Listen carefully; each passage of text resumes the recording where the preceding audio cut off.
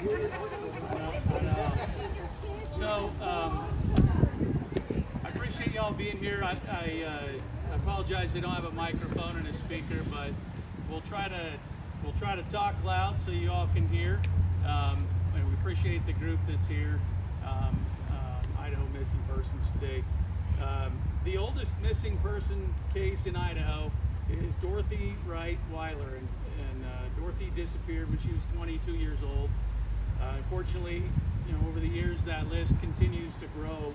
There's more than 130 missing persons cases throughout the state, and 9 of those missing persons are from Bonneville County. And I'd like to read their names and the age they were when they went missing. Donnelly Butler was age 59, Rex Hill, age 6, Tony Schiss, age 10, Laddie Schiss, age 38, Larry Hill, age 38, Randall Leach, age 20, Wayne Heath, age 37, Darwin Vest, age 48, and Amber Hoops, who was 20 years old when she disappeared from her home on this day, September 14th in 2001. So if you please join me for just a moment of silence to remember those missing folks and their families.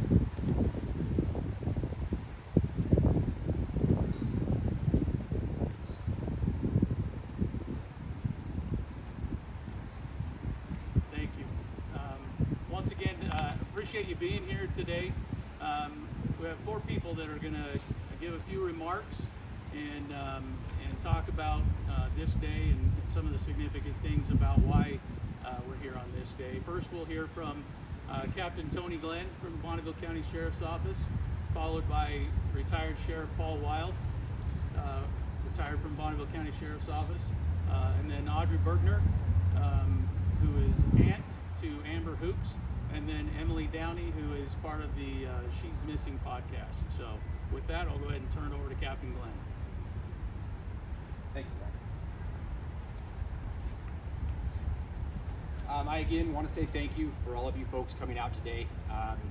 Obviously, the fact that we're here is a somber moment, a somber reason, but the fact that we are all here is also a fantastic reason, because the fact that we're all here means that everybody here remembers. That's one thing that we want to make sure we continue to do, is remember.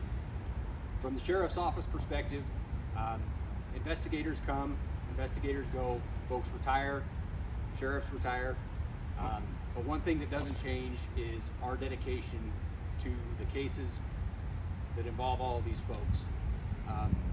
Our investigations group, our detectives group, reassigns cases to new investigators. We get new eyes on those cases all the time. Our investigations Lieutenant Carl Noah, does a fantastic job of making sure that that stays at the forefront of that detective division. We work hard. We work every lead. Anything that comes in, we work it. Doesn't matter how insignificant it may sound, we work it because that might be something that breaks a case for us. So from the Sheriff's Office perspective, this is something that we think about on a daily basis, something our investigators think about all the time. Again, we have detectives that work these cases nonstop.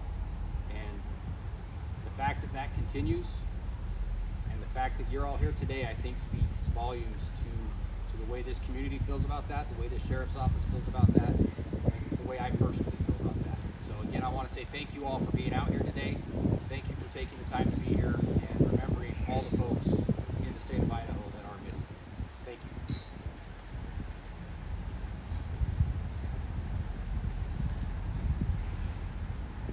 As we look at today, we look back and realize how this all started, and that Amber was the reason that Idaho Missing Persons became a special day in the state of Idaho. It's about relationships, and it's about commitment. And as Tony said, the detectives are committed to doing their job and making sure things are handled. It's about commitment even after retirement. It's about commitment after leaving the office, and I can see that there's deputies here that are committed to this, that were part of these cases, that are part of the lives of these people. I look at the Burgener family, and we were talking earlier that they are very much a part of us.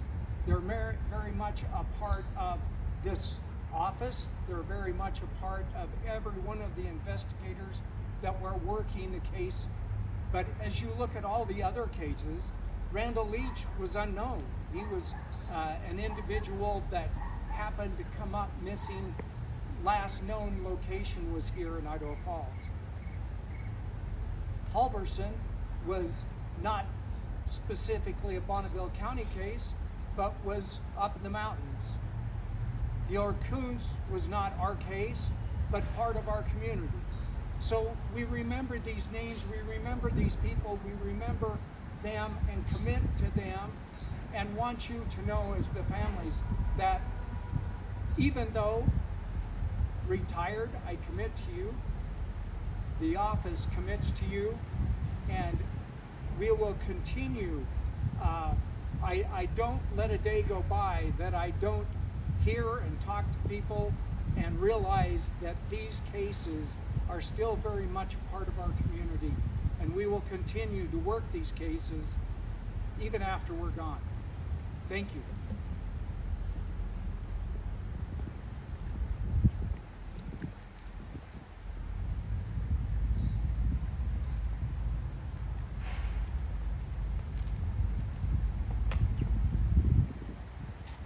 First of all, I'm sorry, but I get so emotional. I want to thank everybody for coming. To remember those missing people in Idaho. I would like to thank Emily, where are you, for putting all this together and hoping we can work together in the future to educate and remember those that are still missing and still looking for the lost. My name is Audra Burgener. I'm Amber's aunt. I would just like to explain a little bit about how Missing Persons Day came about. In 2001, when Amber went missing, there was not much media attention on missing adult cases, not to mention that it happened 3 days after 9/11.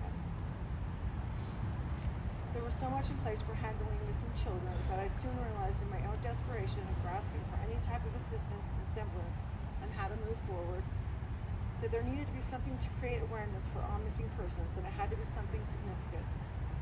I reached out to Janice McGeehan, Idaho representative, and with her help and guidance, I was able to get my ideas in front of the legislature.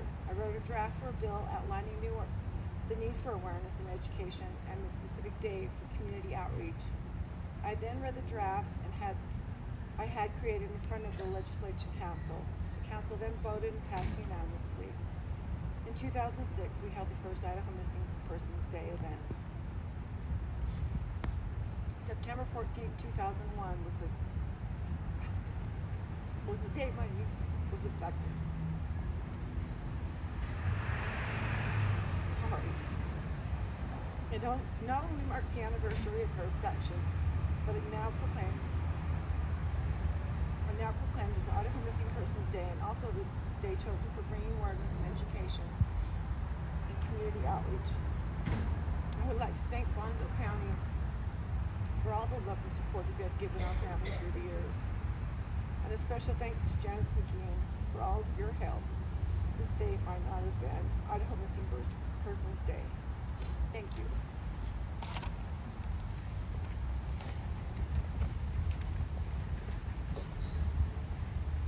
I want to start by thanking Bonneville County Sheriff's Office for making this event happen. I also want to thank Audra for all of the work that she put in. She put a lot of time and effort into making Missing Persons Day a reality in our state, and I'm very grateful for her efforts in that. I also want to give a special thanks to Megan, who shared her story on the She's Missing podcast.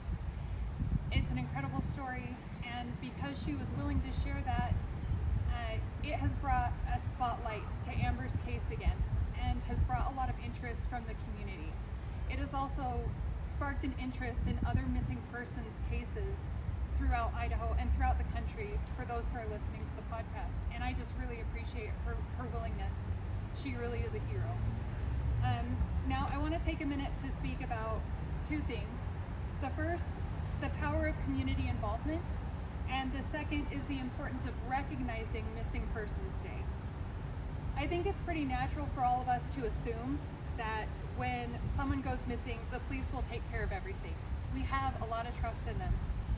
But what often gets overlooked is the power that each one of us have to assist in these investigations. We can help with the searches, we can help with distributing flyers, organizing community efforts, and even offer emotional support to the families going through a horrendous ordeal. But there's another way that we might not recognize. In these cases, information may not have been shared during the initial investigation. And details, they may have been missed or forgotten over time. Those people who knew the missing person or had a unique relationship with them, or even knew a suspect in the case, they might hold vital clues that can reignite a cold case. So as citizens, it's our responsibility to share that information that we might have. Even if we think it's already been said, or it's information that everybody knows. Everybody has said that, everybody's talked about that. You just never know. Sure, it might be nothing, but it also might be everything that the police need to connect the dots and solve a missing person's case. So it's important to share that information. As for the importance of recognizing Missing Persons Day, it's about showing respect. It's about honoring the memory of those who have gone missing, and it's about acknowledging the pain that their families have had to endure. It gives families a chance to tell their stories, to share their stories, express their grief, and to seek support from us, the community. So additionally, I just want to express that Missing Persons Day can be a wake-up call for us. It reminds us that missing persons cases don't just go away over time, especially for the families. It's always on their minds. When we acknowledge Missing Persons Day, we are taking a stand. We're saying we remember, we care, and we're ready to help. By marking this day, we remind our community and urge them to revisit memories that they might have, or that their parents might have in some of the older cases. Even if it's something that seems small and might seem obvious, by showing our support, we can make a huge difference. So let's remember the missing and look for the lost together. Moving forward, Missing Persons Day will not just be another date on the calendar. We can unite, show respect, and take meaningful action. Together we can bring hope and healing and much needed answers for family who have been waiting for a very long time. Thank you all for taking the time to show your support today.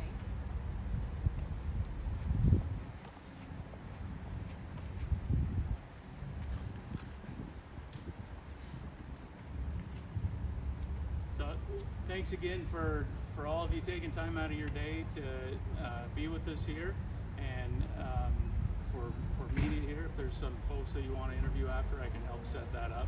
But once again, appreciate you guys coming here and people taking time to speak about this. Thank you.